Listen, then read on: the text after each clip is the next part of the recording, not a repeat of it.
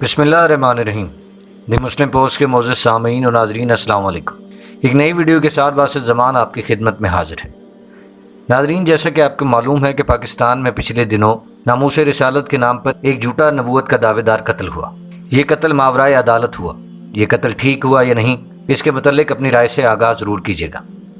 ناظرین، آج کی ویڈیو میں ہم آپ کو یہ بتائیں گے کہ شریعت میں گستاخی رسول کی سزا کیا ہے۔ تو آئیے ویڈیو کا آغاز کرتے ہیں۔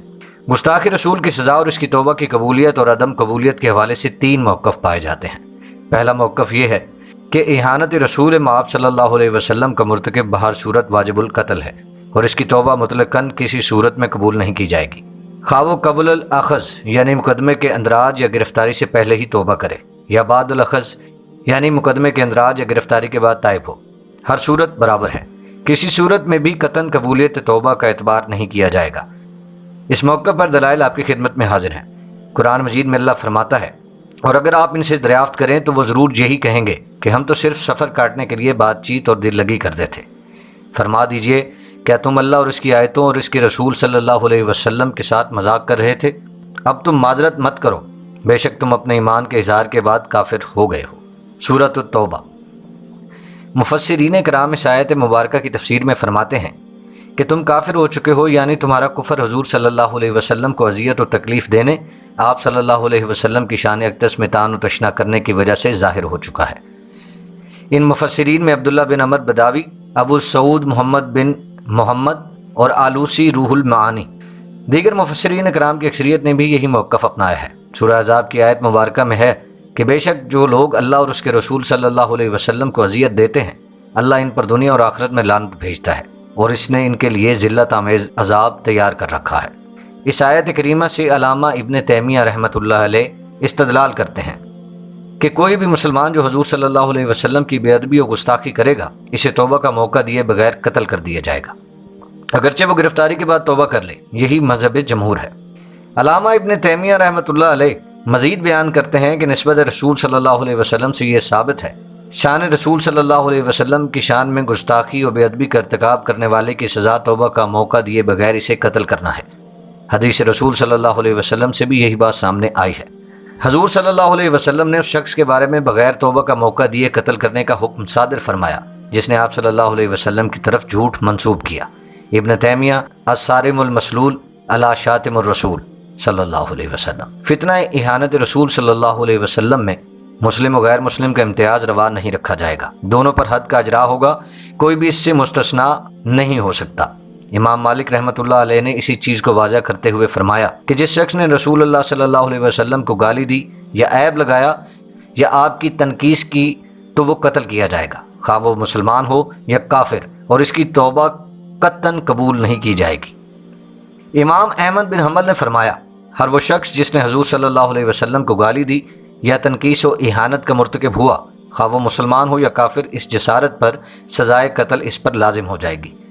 امام احمد بن حنبل فرماتے ہیں کہ میری رائے یہ ہے کہ اسے توبہ کا موقع دیے بغیر قتل کر دیا جائے۔ امام احمد بن حنبل کے صاحبزادے فرماتے ہیں، ایک روز میں نے والد گرامی سے پوچھا، جو شخص حضور صلی اللہ علیہ وسلم کی بے ادبی و گستاخی کرے، آپ کی شان اقدس میں دشنام ترازی کا ارتکاب کرے، تو ایسے شخص کی توبہ قبول کی جائے گی؟ اس پر آپ نے ارشاد فرمایا، سزائے قتل اس پر واجب ہو چکی ہے، اس کی توبہ بھی قبول نہیں ہوگی۔ ابن تیمیہ، جو شخص حضور صلی اللہ علیہ وسلم کی بے ادبی و گستاخی کا مرتکب ہو، کیا اس کی توبہ قبول کی جائے گی؟ اس کے بارے میں امام زین الدین ابن نجیم حنفی فرماتے ہیں کہ ایسا شخص جو حضور صلی اللہ علیہ وسلم کے ساتھ قلبی طور پر بغض و عداوت رکھتا ہے وہ مرتد ہے، جبکہ کھلم کھلا آپ صلی اللہ علیہ وآلہ وسلم کو گالی دینے والا بطریق اولا کافر و مرتد ہے۔ علماء کے نزدیک یعنی مذہب احناف کے مطابق اسے حداً قتل کر دیا جائے گا اور حد قتل کو ساقط کرنے کے حوالے سے اس کی توبہ قبول نہیں کی جائے گی۔ امام ابن عابدین شامی حنفی رحمۃ اللہ علیہ شان رسالت مآب صلی اللہ علیہ وسلم میں اہانت و گستاخی کے مرتکب کی سزا کے متعلق فرماتے ہیں، اسے حداً قتل کر دیا جائے گا، اس کی توبہ قبول نہیں کی جائے گی، اس لیے کہ حد توبہ سے ساقط و معاف نہیں ہوتی۔ یہ حکم اس دنیا سے متعلق ہے، جبکہ آخرت میں اللہ رب العزت کے ہاں اس کی توبہ مقبول ہو جائے گی۔ محمد بن علی بن محمد علاء الدین حسنی دمشقی المعروف حسکفی فرماتے ہیں، انبیاء علیہ الصلوۃ والسلام میں سے کسی نبی کی توہین کر کے جو شخص کافر ہوا، اسے حداً قتل کر دیا جائے گا اور اس کی توبہ کسی صورت میں قبول نہیں کی جائے گی۔ اگر اس نے شان الوحیت میں گستاخی کی پھر توبہ کی تو اس کی توبہ قبول ہو جائے گی۔ اس لیے کہ یہ اللہ تعالیٰ کا حق ہے جو توبہ سے معاف ہو جاتا ہے، جبکہ حضور صلی اللہ علیہ وسلم کی شان میں گستاخی یہ حق کے عبد ہے تو توبہ سے زائل نہیں ہوتا، اور جو شخص اس کے عذاب اور کفر میں شک کرے تو وہ کافر ہو جاتا ہے۔ دوسرا موقف یہ ہے کہ گستاخ رسول صلی اللہ علیہ وسلم کی سزا حداً قتل ہی ہے، لیکن توبہ کی قبولیت کے امکان کے ساتھ اگر وہ گرفتاری یا مقدمے کے اندراج سے پہلے تائب ہو تو یہ توبہ اسقاط الحد ہوگی، یعنی کہ اس توبہ سے قتل کی سزا اٹھ جائے گی۔